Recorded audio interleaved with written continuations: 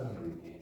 그리고 교육에 기반해서 이런 설문이 들어갔을 때 내 농가와 지역 환경을 알고 설문답을 제대로 할 수 있고 거기에서 바탕으로 분석으로 우리가 뭔가를 할 수 있는 걸 짜야 된다는 거. 그래야 대응책을 갈 수 있는 기반이 되는 걸 말씀드릴 수 있겠습니다. 그래서 이렇게 품종 변화니 재배 면적 줄줄이 다 들려있어요. 그래서 좀 넘어가겠습니다. 그래서 뒤에도 기온이 올라가면 다른 작물로 변화할 의향이 있으십니까? 아까 기온에 선다고 했잖아요. 이건 나갈 때 이제 그런 것들이 나타나는 거죠. 그래서 몇 퍼센트가 나오고 몇 퍼센트가 바꿀지 나오니까 그러면 이번에 예산을 어디다 써야 되겠다. 이렇게 이제 지표가 나오는 것이죠. 선식적으로. 자, 이렇게 해서 돼 있고요. 많은 정보들이 저희가 필요하다는 것 중에서 여기 있습니다. 그다음에 이제 알고 계신 그다음에 나름대로 소견 좀 볼 수 있고요. 오른쪽에는 여기는 농가분들이고 이제 여기는 이제 우리 도원이라든가 우리 또 센터에 계신 분 이런 분들이 비슷한 공통적인 질문 들어가고 그다음에 이제 제가 한두 개 서클 뒀는데. 지자체 또는 연구기관에서 가수 재배에 대한 온난화 대책을 추진하고 있습니까? 추진하고 있나요? 추진하고 있나요? 그 다음에 글쎄는 하고 있어요? 네, 정책 프로그램을 추진하고 있다. 연구과제를 시행하고 있다. 정책 프로그램 추진을 계획하고 있다. 계획은 하고 계신가요? 아까 말씀드렸잖아요. 제대가와 농업 환경이 따로 놀고 있다고요. 제가 돌을 들여다 보니까. 그래서 이거 하려면 같이 가야 돼요. 환경 속에서. 그래서 이제 우리 지금 계시는 농가에서 도에다 건의할 때 바로 왜 따로 놀고 있느냐. 같이 해달라. 이렇게 얘기가 돼야 되는 거죠. 그래서 그 다음에 지자체 또는 연구 온난화를 추진하고 있는 정책 프로그램 또는 연구 과제를 적어주시기 바랍니다. 없는데 적을 수가 없겠죠. 이걸 보면은 뭘 해야 되겠다는 걸 알 수가 있는 거잖아요. 그래서 중요한 포인트가 있고요. 그 다음에 이제 영국에서 시작을 해서 인터내셔널 플랜트 세니터 네트워크라는 것이 최근 만들어졌습니다. 이것은 국제적으로 리스크가 있는 것을 좀 공유하자는 겁니다. 그리고 이제 아까 말씀드린 우리가 이제 더 이상 지능청에 의존하는 게 아니라 도에 의존하는 게 아니라 우리 천안시에서 다이렉트로 세계적인 성향을 보면서 정보를 우리가 확률해서 빨리 선제적 액션에 정부가 취하기 전에라도 우리 농가가 급하니까 그게 선진 농가입니다. 그러니까 우리가 육종을 하고 뭔가 다른 나라에서 따와가지고 새로운 거 하나 만들어내는 데는 굉장히 빠른데 이렇게 정책적으로 가는 데는 우리가 굉장히 늦어요. 그래서 그런 거는 병해충도 우리가 먼저 선제할 수 있도록 그래서 이제 우리나라도 가입을 해서 동그라미가 들어가 있습니다. 그래서 앞으로 이 부분을 좀 더 키워가야 되지 않을까 제 개인적인 학계의 입장에서 그렇습니다. 그래서 말씀드리고 이제 거의 다 왔네요. 그래서 이제 무엇보다도 병해충은 신속 새로운 애냐 리스크가 얼마나 있느냐 무슨 대책을 세워야 되냐는 단계가 바로 있습니다. 그래서 지자체 중심으로 선제적 기술력 확보 그래서 지능청이나 검역본부나 그다음에 물론 도에 의존도 해야죠. 그러나 이제는 좀 천안시 정도 기술력 수준이 되면 우리 여기가 우리 포도는 우리 전국에서 최고인데 근데 왜 지능청이 의존해요? 선진국에 가면 이태리든 미국이든 다 농가가 하죠. 농가가 나서서 정부한테 이거 개발해 주시오. 이렇게 하는 거는 우리가 돈 50 낼 테니까 정부에서 50 내서 이거 해주죠. 이게 선진국이거든요. 그래서 우리도 좀 돈을 써가면서 선제적 기술을 해야 된다. 좀 그거가 우리도 바뀌어야 됩니다. 그래서 그다음에 지역의 핵심 작물 병해충 대비 우리 내부로 우리가 자체적으로 가지고 있어야 됩니다. 다른 데서 안 만들어줍니다. 기다릴 수가 없어요. 기후변화는. 그다음에 지역대학과 연계해서 진단열성 증대. 그래서 우리 대학은 우리 학생들이 24시간 공부를 합니다. 그래서 문제가 오면 바로 다음날 결과 우리 코로나 때 다음날 결과 나오듯이 나올 수가 있어요. 그래서 이런 시스템을 좀 증대성을 좀 필요할 필요가 있다.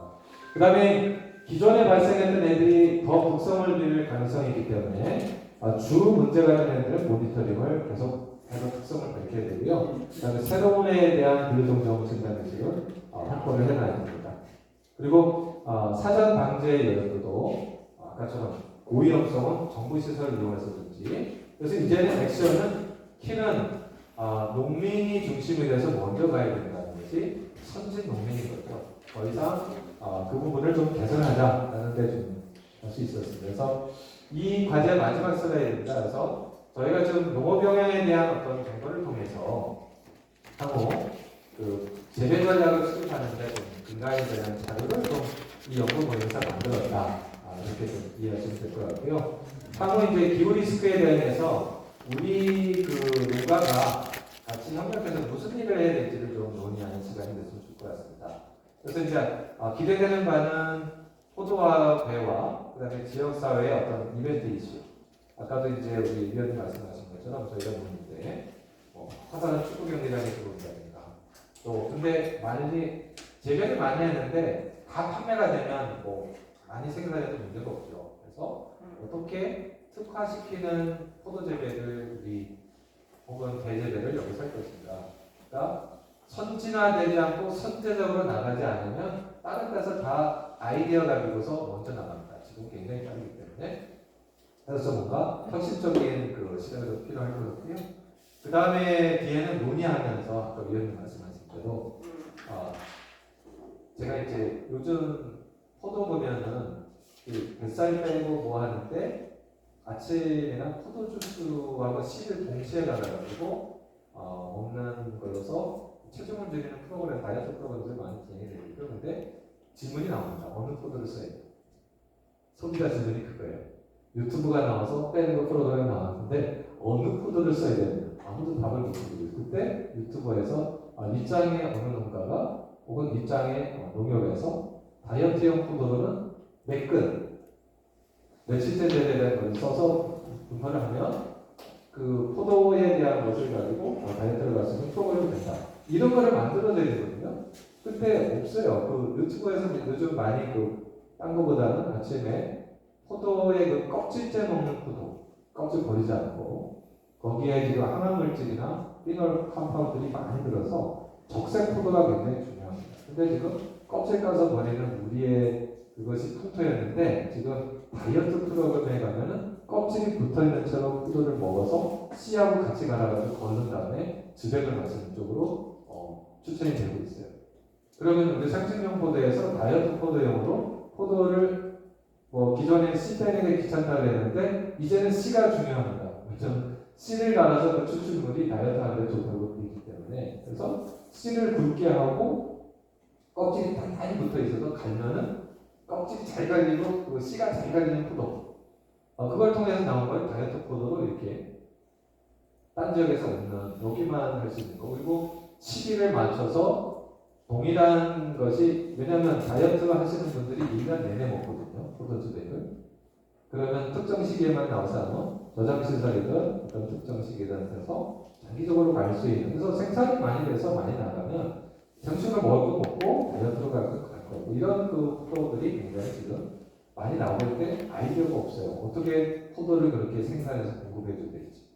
육종은 당도, 신선도 이런 거에만 나가 있죠. 유통하고. 근데 지금은 이제 다이어트와 그다음에 암 환자가 증가하고 있기 때문에 면역이 약한 자와 안암자에 이렇게 타겟팅하는 뭔가 특화된 제품들을 가공식품으로 혹은 생식으로 또 공급해 줄 수 있고 그다음에 어떻게 먹어야 되는지에 대한 방법론을 제기해 줘야 되는데 그것이 연구가 필요한 부분이거든요. 사실적으로. 그리고 제가 이제 위원님한테도 전화 식사 때 스포츠 센터가 들어온다는데 스포츠 음료를 당이 적으면서 항산화가 많으면서 수분 보충해서 전해질이 높은 포도 과식을 어떻게 음료를 만들 거냐. 이제는 천안센터 들어오는 결정이 됐기 때문에 그러면 여기서 경기 열릴 때마다 천안에만 가면 딴 데는 팔지 말고 천안에만 판매하는 것으로 제한을 두는 스포츠 음료를 갖다가 우리가 광고를 해서 하면은 근데 거기에 분명히 중요한 게 아까 있었잖아요. 스포츠 음료 가면서 다이어트 주스 가면서 모든 게 시리즈로 싹 가서 여기에서 되는 것을 좀 특화시켜 갈 수 있도록 그래서 적색포도 지금 샤인머스키 때문에 다시 갔다가 다시 오프로덕션 된다 그러는데 우리 옛날의 맛이 그대로 있거든요. 그래서 그 당도와 이걸 조절할 때 이 아침에 먹는 것으로 설사하지 않으면서 전해질 보충하면서 갈 수 있는 쪽으로 아웃소싱하는 쪽이 굉장히 필요합니다. 연구적으로도. 그러니까 병해충에 대한 문제가 아니고 우리가 아까 대농가도 포도 농가로 전환할 수 있다고 그러는데 이것을 여기서 생산한 것으로 뭔가 유기농이면서 친환경이면서 특화된 체제로 뭔가 참여할 수 있는 걸 만들어내지.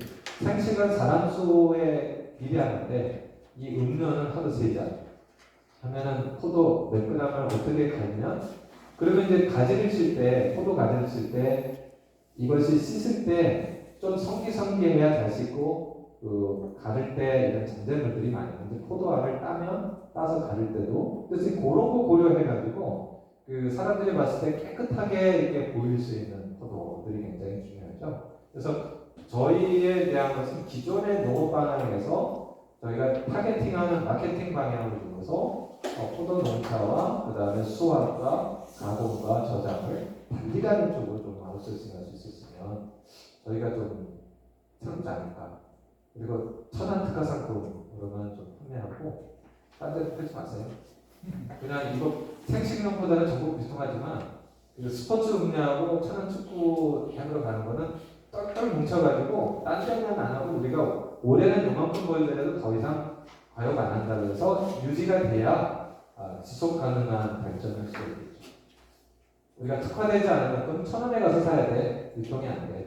그게 유럽에 가면 특정 마켓에서 그 치즈 파는 거 또는 여러분 그 프랑스에 가면은 그 포항 찬란한 궁전이 있죠. 무슨 궁전이죠? 마르세유 궁전. 그 마가 웅뚱한 한테가 있어. 그 안에 있는 기념품점에만 파는 특화된 기념품이 있어요. 시중에 나와 있지 않아요. 그래서 그거를 사려면 소장이기 때문에 꼭 그 궁전에 방문해야 되는데 돈을 많이 주고 들어가야 되죠. 그러니까 우리의 것도 값어치를 올리려면 우리가 좀 자제할 줄 알아야 됩니다. 너무 많이 쉽게 팔지 않고 나는 500원 팔고 누구는 1000원에 팔고 이건 절대 안 되죠. 지금 농협처럼 하는 똘똘 뭉쳐서 특화된 거는 같이 공유하면서 갈 수 있는 전략. 그래서 아까 데이터에 기반해서 저희가 정보를 만들고 그 정보를 바탕으로 지식을 바탕으로 대응하면서 대책 전략. 이게 이제 선진 농업은 하나로 갑니다. 제가 왜 이야기를 하냐면 과수 화산병 때문에 발생지가 미시간입니다. 미시간 호수 주변이 우리나라 미국으로서는 또 사과를 재배한 원산지예요. 근데 거기서 1800년대 처음으로 과수 화산병이 발생했습니다. 근데 과수가 재배되면서 이제 사과에 대한 화산병 방지에 상당히 성공을 했고, 그래서 사과가 생산이 되는데, 야 사과만 생산하고 나머지는 안 할 거냐? 포도나 이런 것도 얘기했는데, 우리는 사과로 가자 그러면서 전략을 바꿨습니다. 특정 품종은 거기서 만들고 거기서 그 칩을 저 사람들은 칩을 좋아하니까 슬라이스된 가공 칩을 드라이해서 나온 특정 품종은 거기만 팝니다. 그리고 미시간 호수 주변이 또 여름 휴양지예요. 그러니까 휴양지 같은 사람이 그거 먹고 그 칩만 거기서 오더해가지고 가는 식으로 이렇게 로컬 판매에 대한 그 친환경성을 많이 주변했기 때문에 저희도 그러한 어떤 마케팅 전략과 특화된 전략을 좀 가져갈 수 있게끔 하는 것이 굉장히 필요하지 않을까. 그래서 결국은 중요한 것은 단합입니다. 우리가 생각을 같이 하고 기후변화는 내 농가 저 농가의 문제가 아니라 우리 전체 농가의 문제이기 때문에 같이 대책을 세우고 같이 상생하는 방향으로 마케팅 플랜을 짜서 농정도 거기에 맞춰가는 쪽으로 진행이 되지 않을까 하면서 끝내겠습니다. 질문 있으면 받겠습니다.